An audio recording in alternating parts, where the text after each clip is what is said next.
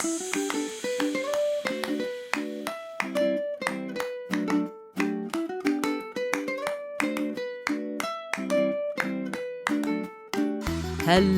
and welcome to Super Great Kids Stories.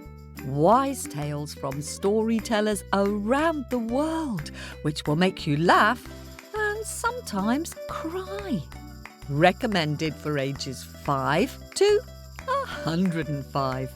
I'm Kim and I love stories. Hello, Super Great Kids, and how are you? I'm very pleased because it's nearly Christmas. And I love it when all my family are at home and we can play games and do jigsaw puzzles and eat delicious snicky snacks.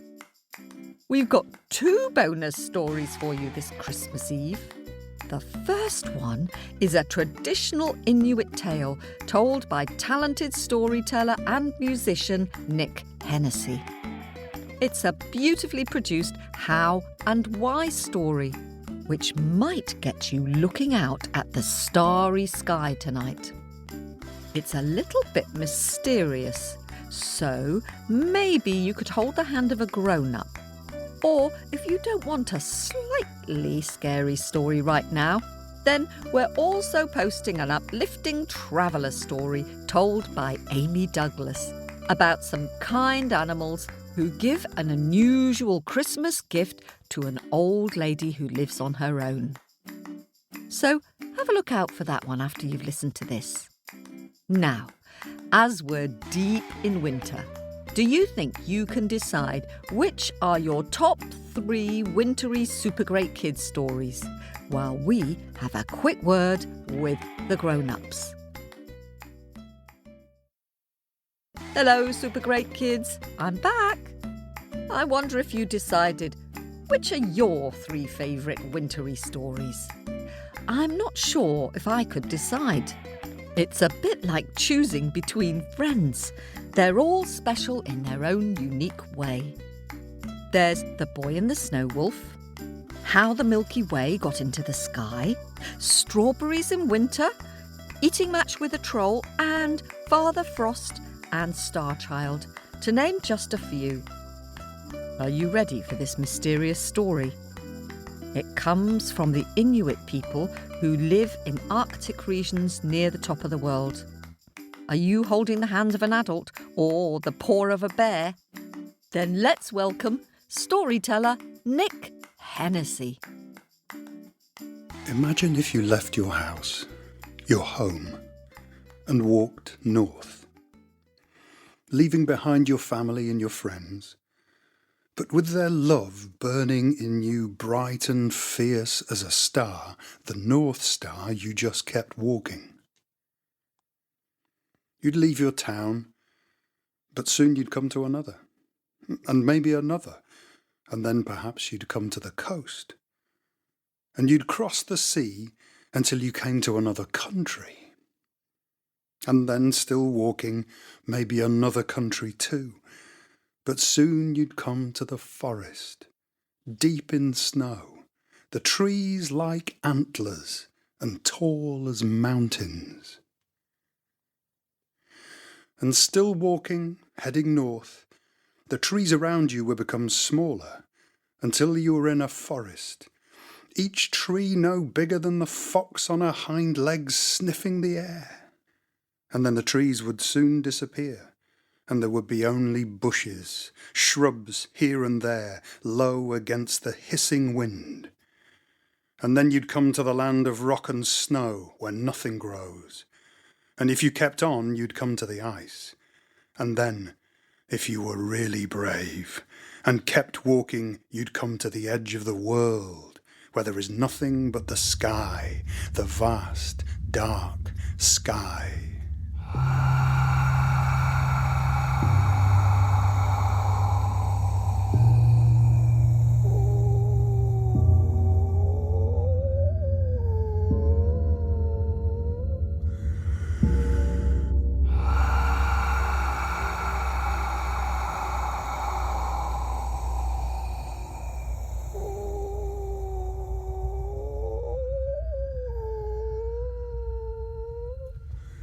There was once a woman who left her family, her children, husband, her home, and walked north.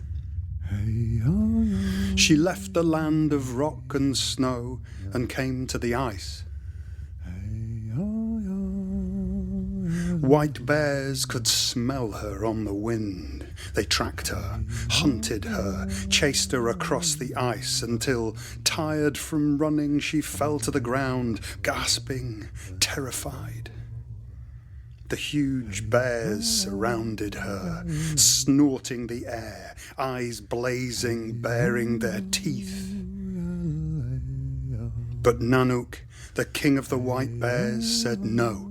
Do not eat her. Treat her well. Treat her kindly.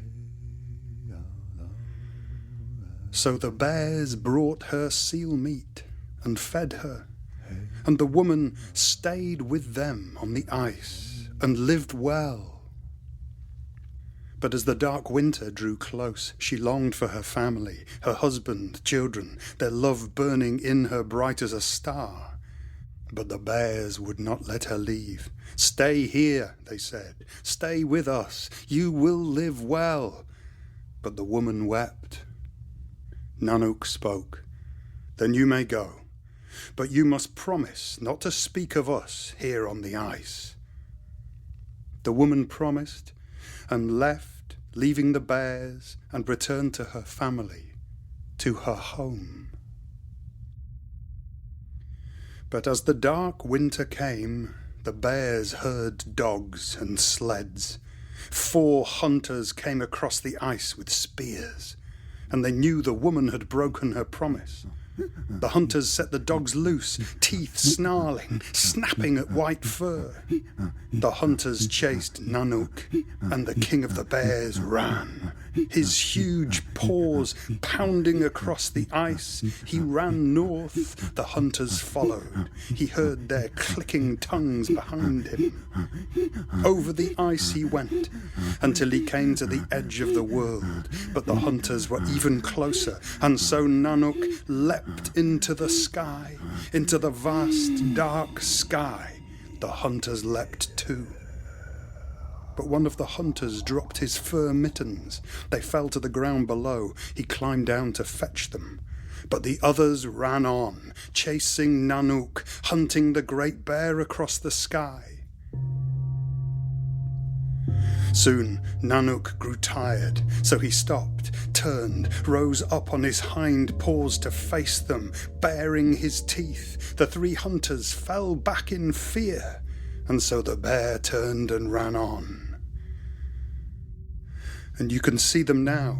There, look, in the north, in the sky, the vast dark sky. The great bear running and the 3 hunters following. And sometimes Nanuq rises up and the hunters fall back, but then he runs again and they follow. Round and round they go through the sky, around the North Star. And you can see them from your house, far from the ice, far from the edge of the world, from your home, where you are safe, and where love burns in you as bright as the star around which all things turn.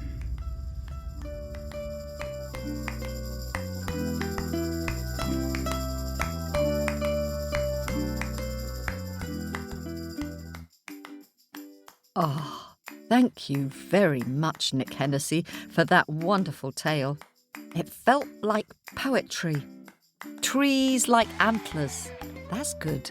And I love the sounds, the rhythmic sound of chasing and the sound of the vast edge of the world. If you happen to be looking out at the stars tonight, ask a grown-up if they can help you find the North Star or the Great Bear and the 3 hunters. The Great Bear constellation is home to the Big Dipper, or the Plough as people call it in the UK. So, if you look for that first, then Ursa Major or the Great Bear will be easier to spot. And you never know, if you're looking at the stars on Christmas Eve, you might even see some reindeer lolloping their way across the sky, pulling a sleigh. Thanks for listening. And if you'd like another bonus story, then turn to our second Christmas bonus, which is The Dog, the Cat, the Peacock and the Owl. Happy hoots to you from Story Owl. There's another bonus story for you tomorrow on Christmas Day. It's like a big bag of delights.